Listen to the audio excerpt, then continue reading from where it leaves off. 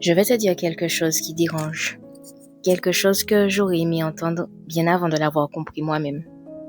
Je ne suis pas restée 7 ans dans cette relation par amour. Je suis restée parce que je voulais que ça marche. Parce que j'avais décidé que cet homme était le bon. Parce que j'avais construit un projet autour de lui. Parce que dans ma tête, dans ma vision, dans mon plan de vie, c'était lui. Et je ne voulais pas renoncer à ça. Ce n'est pas la même chose qu'aimer quelqu'un. Et le plus inconfortable dans tout ça, c'est que je savais. Je savais 1 an avant de partir que cette relation n'était pas pour moi. Je savais que ce que je voulais profondément, il ne pourrait pas me le donner. Pas parce qu'il était mauvais, mais parce que ce n'était tout simplement pas aligné. Pas pour moi, pas pour lui non plus d'ailleurs. Et pourtant, je suis restée encore 1 an. Pas par faiblesse, pas par un manque de lucidité, mais parce que partir vraiment, partir de l'intérieur, avant même de partir physiquement, ce n'est pas une question de courage, c'est une question de vérité. Et la vérité, parfois, il faut du temps pour se laisser la regarder en face. C'est ce dont on va parler aujourd'hui.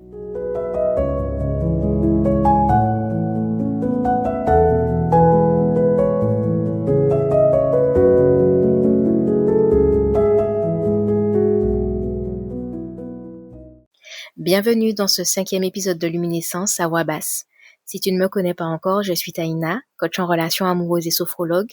Je suis aussi une femme, une épouse et maman de 3 enfants merveilleux qui me donnent chaque jour une raison supplémentaire de croire que l'amour, le vrai, le sain, le solide, ça existe.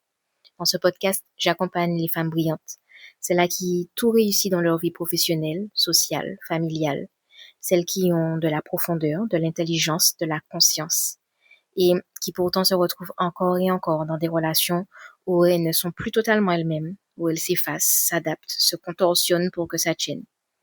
Je parle à ces femmes-là parce que j'en suis une, parce que j'ai vécu ce que je décris et parce que le chemin pour en sortir, je l'ai fait. Pas parfaitement, pas en ligne droite, mais je l'ai fait. Ici, on n'accuse pas les hommes, ce n'est pas l'objet.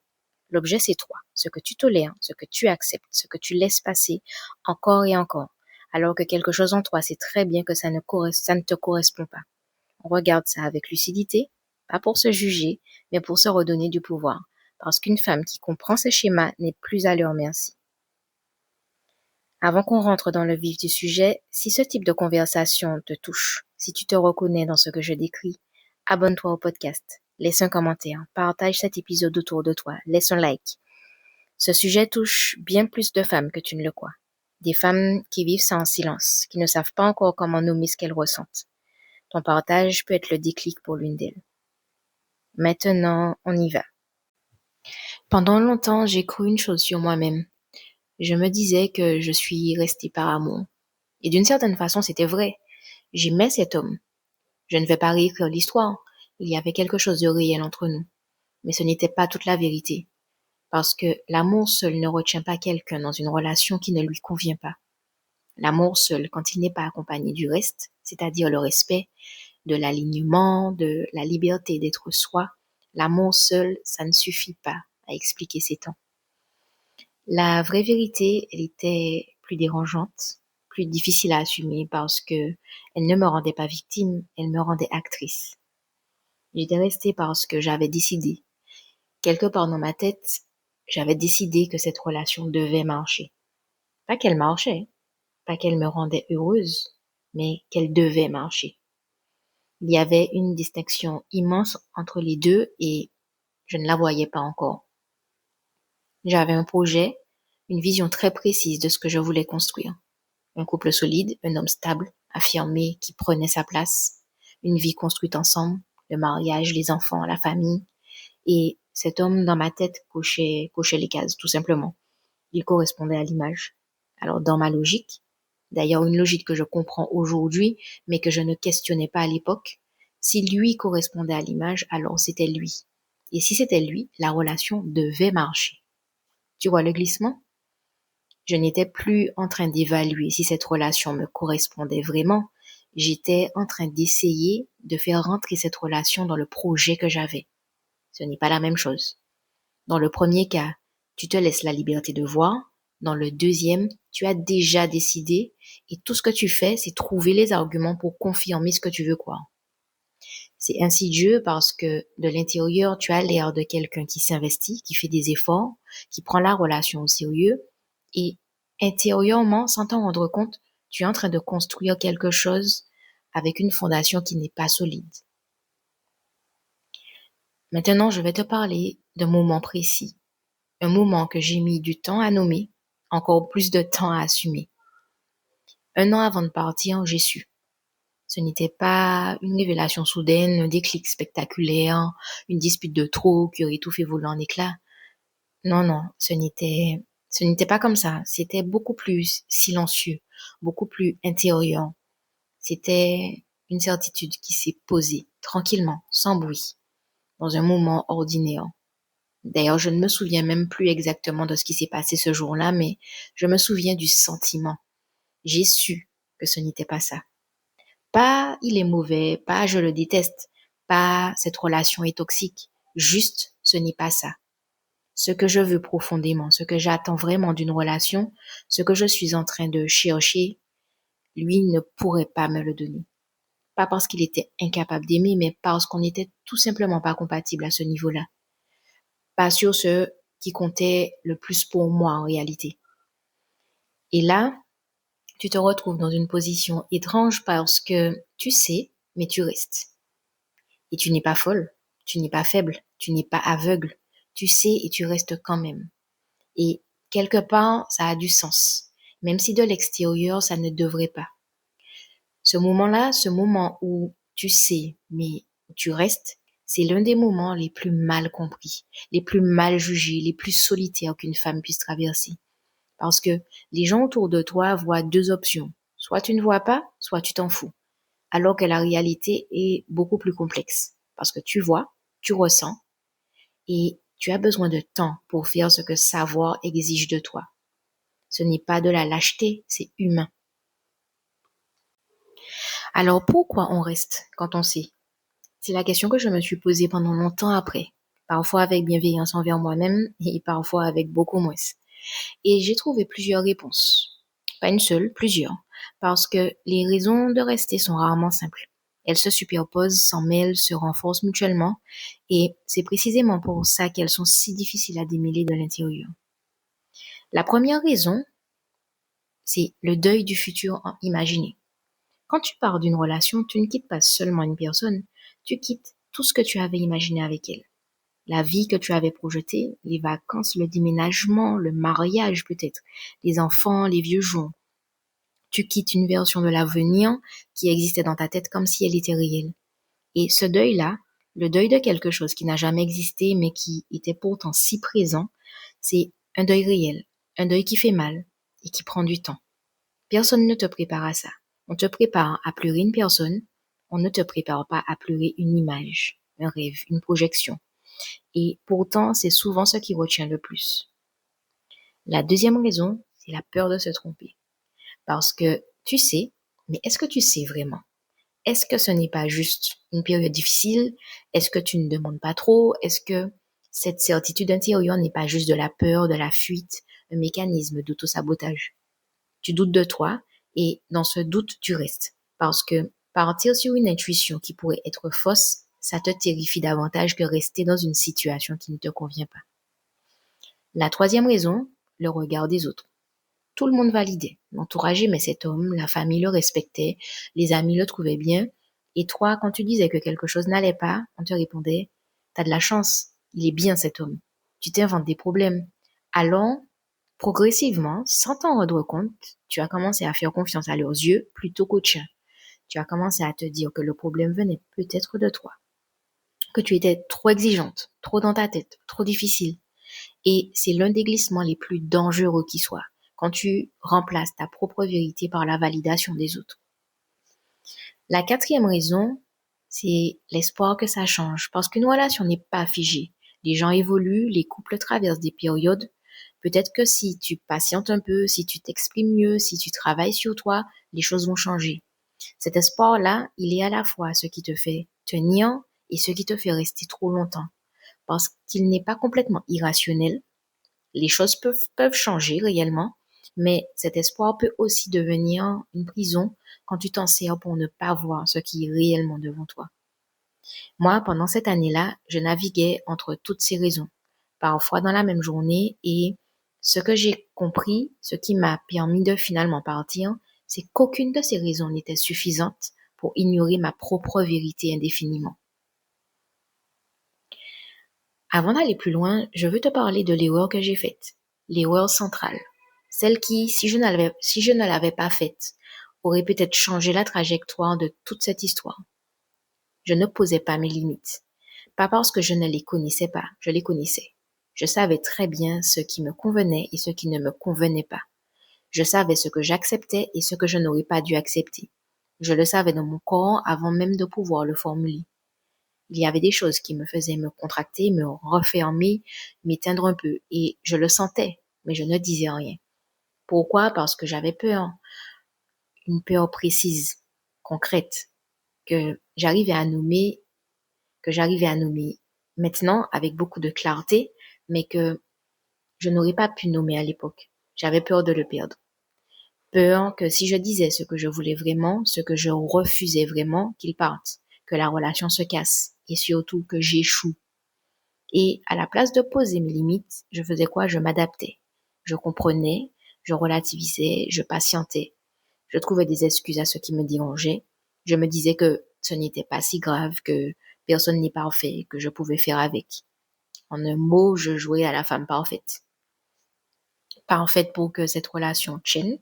Donc j'étais souple, compréhensive, présente, disponible, sans trop de demandes, sans trop d'exigences visibles. Et le résultat de cette perfection-là, c'est que la relation tenait en effet. Mais moi, à l'intérieur, je me rétrécissais, tout simplement. Parce qu'une limite non posée, ce n'est pas une limite qui disparaît, c'est une limite qui se retourne contre toi. Elle ne s'en va pas, elle s'accumule, elle se transforme en ressentiment, en distance, en ce sentiment diffus que tu n'es pas vraiment vu, pas vraiment respecté, pas vraiment là, même quand tu y es physiquement. Et voilà ce que personne ne t'a peut-être jamais dit clairement.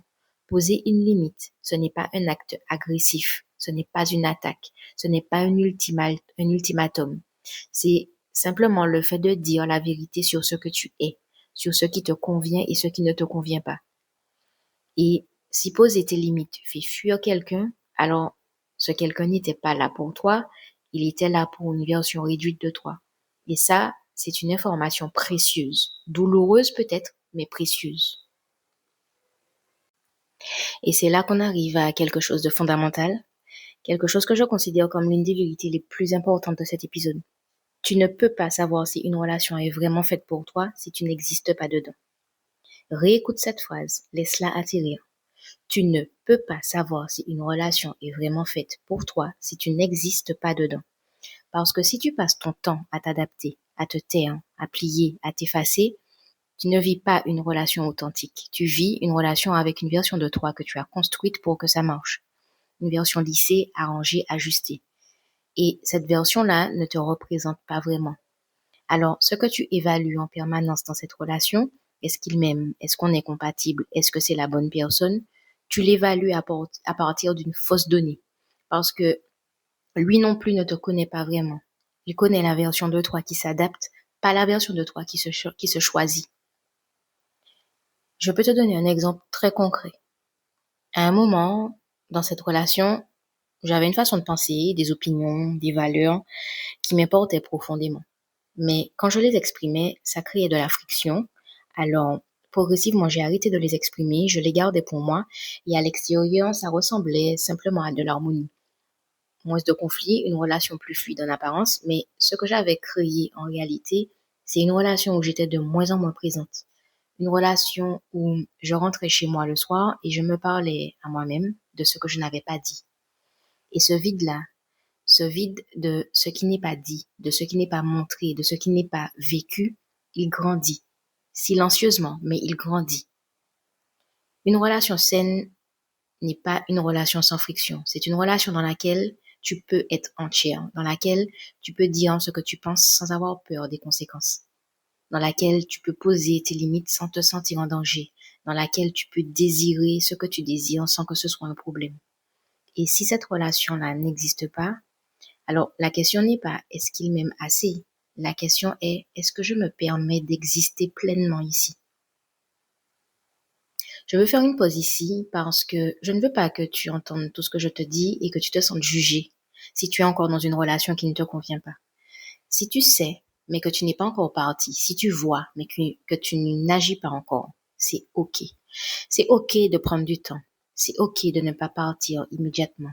C'est OK d'avoir besoin de te préparer intérieurement avant de poser un acte extérieur. C'est OK de vouloir être sûr, de tester, d'essayer encore une fois. Je ne suis pas là pour te dire qu'en partir, ce n'est pas mon rôle et ce ne sera jamais mon rôle. Ce qui se passe dans une relation n'appartient qu'à toi et toi seul peux sentir ce qui est juste pour toi et au bon moment. Ce que je veux que tu entendes, c'est ça. Une relation peut évoluer.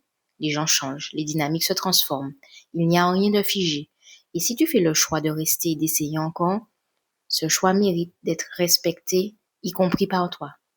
Mais, et c'est un mais important, il y a une condition, une seule. Ce choix doit être lucide. Il y a une différence entre rester parce que tu choisis vraiment d'y croire encore avec les yeux ouverts, en sachant ce que tu vois et en décidant quand même d'investir, et rester parce que tu fermes les yeux, parce que tu te racontes des histoires, parce que tu espères sans regarder. La première, c'est un choix. La deuxième, c'est une fuite. Et ton seul rôle dans tout ça, c'est d'être lucide.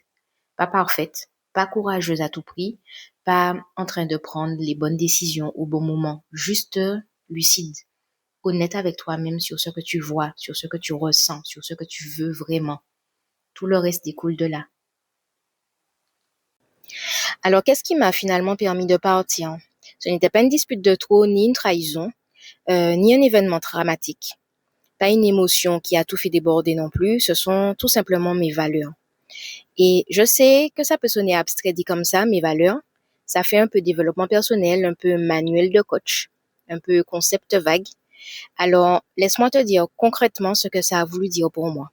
À un moment, j'ai arrêté de me demander est-ce que je l'aime encore, est-ce qu'il m'aime, est-ce qu'on peut y arriver.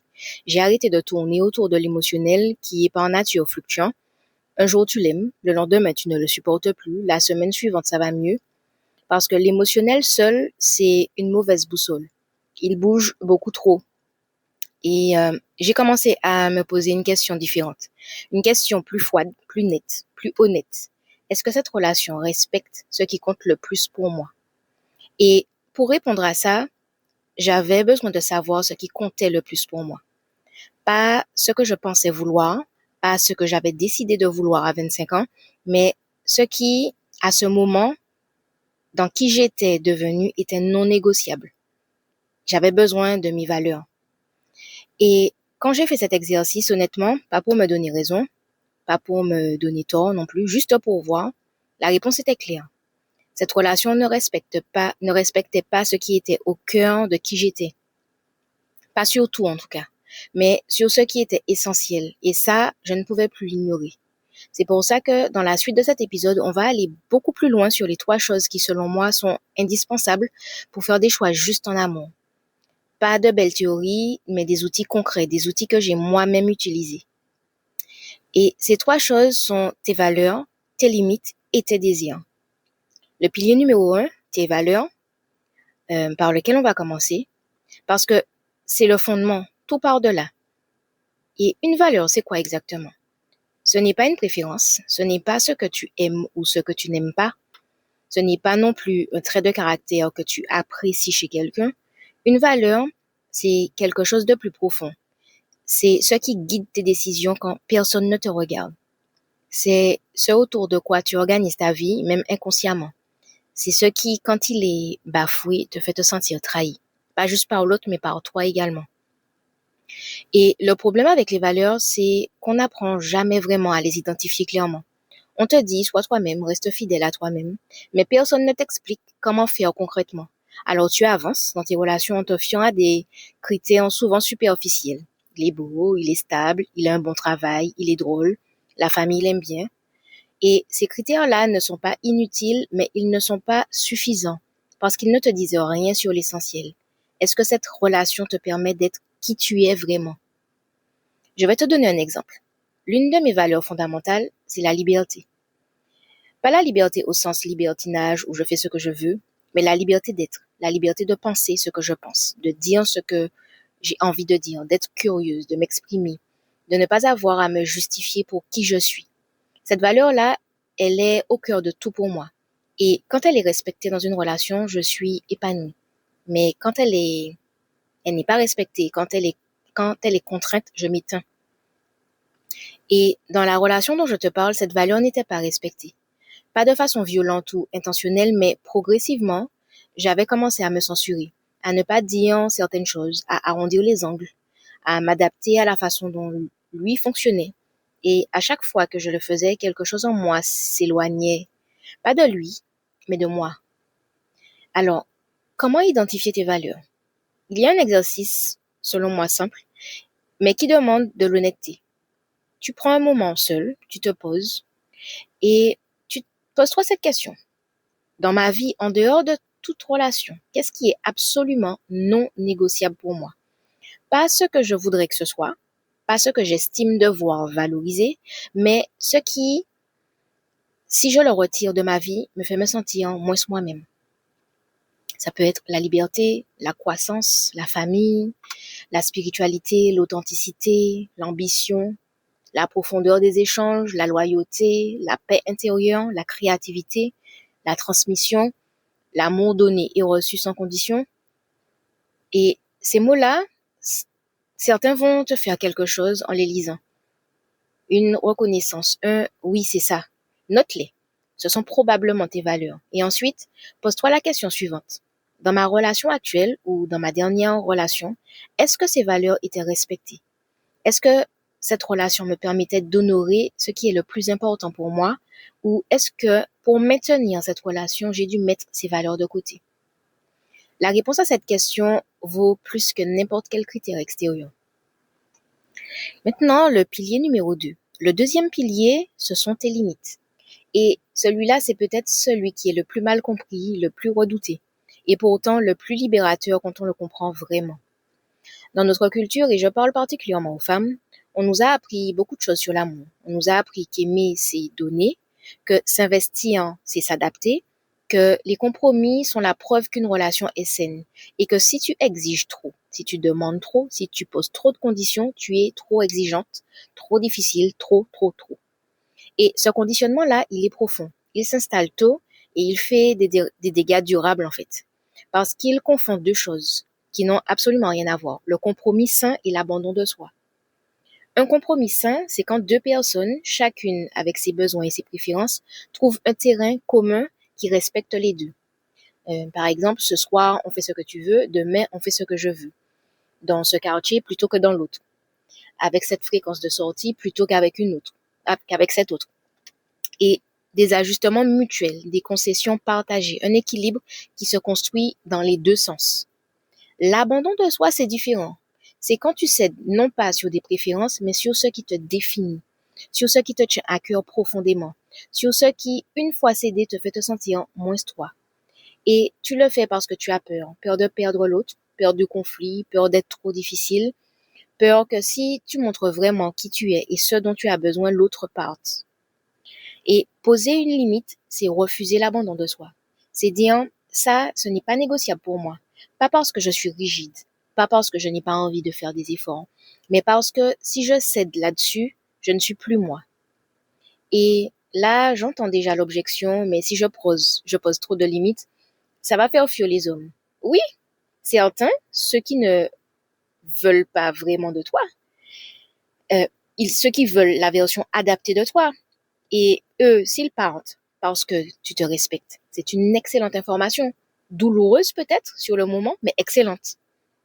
L'homme ou le partenaire qui est fait pour toi ne sera pas repoussé par tes limites. Il les respectera, il comprendra et il ne te demandera pas de te diminuer pour que la relation existe. Au contraire, il y aura de l'espace pour ce que tu es vraiment. Alors, comment identifier tes limites? Commence par te poser cette question. Dans mes relations passées, qu'est-ce que j'ai laissé passer sans rien dire et que j'aurais dû nommer? Qu'est-ce qui me faisait me sentir mal, diminuée, non respectée et que je minimisais en me disant c'est pas grave, je suis trop sensible, ça va aller. Ces choses-là, ce sont probablement tes limites, les endroits où tu aurais eu besoin de dire quelque chose et tu ne l'as pas dit.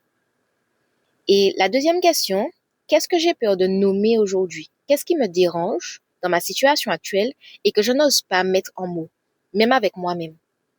Parce que souvent, les limites qu'on n'ose pas poser, on commence par ne pas oser les nommer. On les sait quelque part, dans le ventre, dans la gorge, dans cette sensation de contraction qui arrive quand quelque chose ne va pas, mais on refuse d'y mettre des mots. Parce que si on les nomme, il faudra peut-être agir. Nomme-les, même seul, même par écrit. Nomme ce qui n'est pas OK. Ce n'est pas un engagement d'action, c'est juste de l'honnêteté. Et ensuite, parce qu'identifier ses limites ne suffit pas, il faut aussi savoir les poser. Je vais te donner une clé simple. Poser une limite, ce n'est pas une accusation. Ce n'est pas tu as mal agi, tu dois changer. C'est une information sur toi. Pour moi, quand ça se passe de cette façon, je me sens mal. Et j'ai besoin que ça se passe différemment. Tu parles de toi, de ce que tu ressens, de ce dont tu as besoin, pas de ce qu'il fait mal. Cette distinction-là change tout dans la façon dont ta limite est reçue. Et elle change aussi quelque chose en toi. Elle te positionne comme quelqu'un qui se connaît et qui se respecte, pas comme quelqu'un qui attaque. Le pilier numéro 3, c'est celui qu'on ose le moins, celui qu'on tait le plus, celui qui fait souvent le plus peur. Tes désirs, pas tes besoins, tes désirs. La nuance est importante. Un besoin, c'est ce dont on a besoin pour fonctionner, pour se sentir en sécurité, pour exister.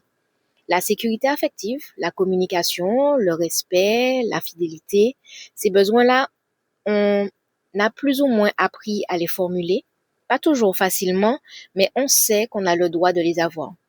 Un désir, c'est différent.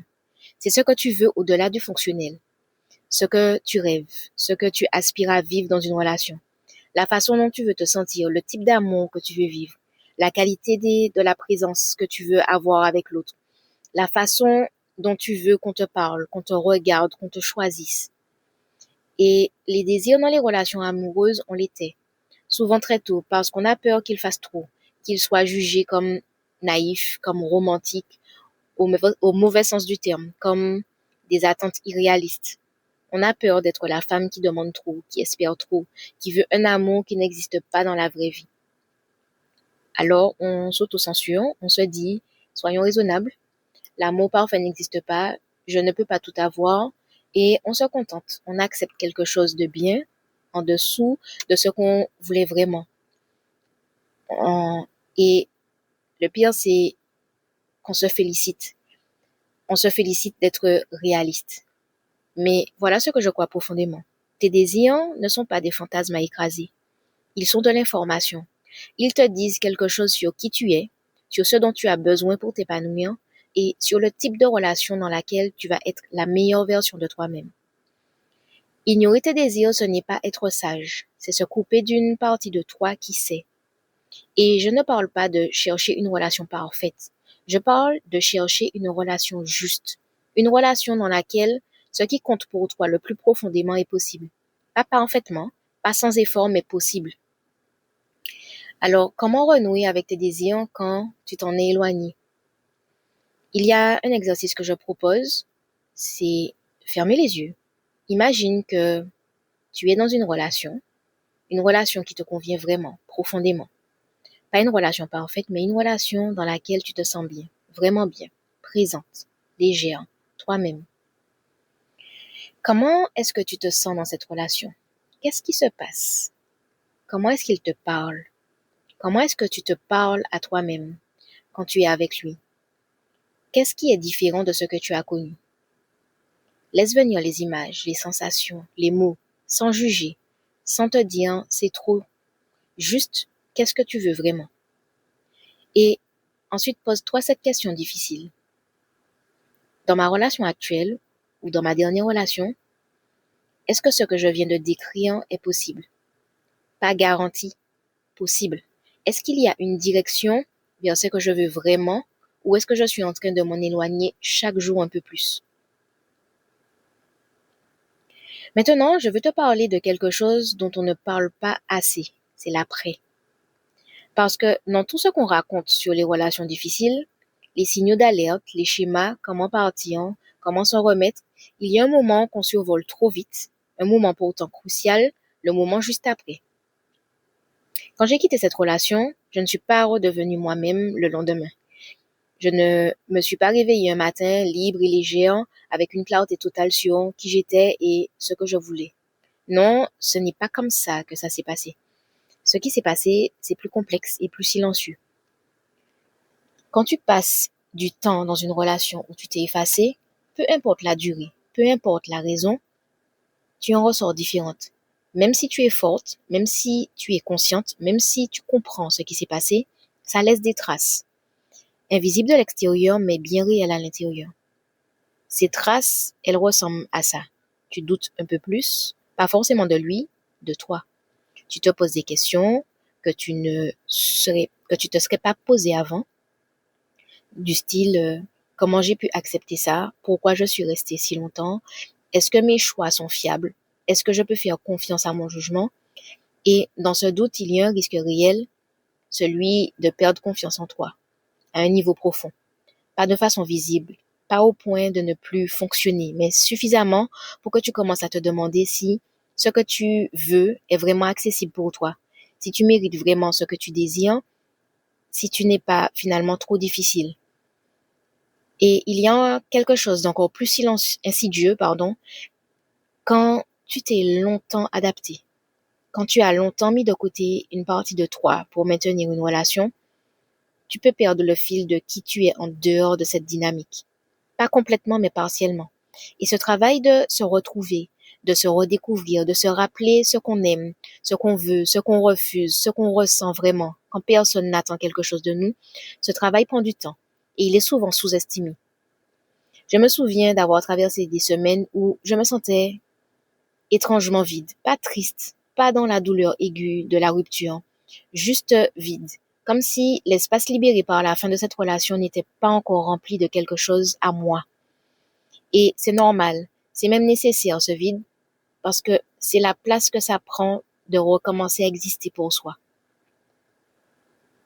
Le travail de reconstruction, ce n'est pas ce qu'on croit, ce n'est pas aller mieux, ce n'est pas passer à autre chose, ce n'est pas trouver quelqu'un d'autre le plus vite possible pour prouver qu'on est capable d'aimer à nouveau. C'est revenir à soi. Et ça, c'est un travail en plusieurs temps. Il y a d'abord le temps de la compréhension. Pourquoi est-ce que j'ai choisi cette personne? Pourquoi est-ce que je suis restée? Qu'est-ce que cette relation m'a appris sur moi, sur mes peurs, sur mes schémas, sur les croyances que je porte sur l'amour? Ce n'est pas se flageller, ce n'est pas se demander qu'est-ce qui ne va pas chez moi, c'est se demander avec curiosité et bienveillance qu'est-ce que cette expérience me révèle. Il y a ensuite le temps de la clarté.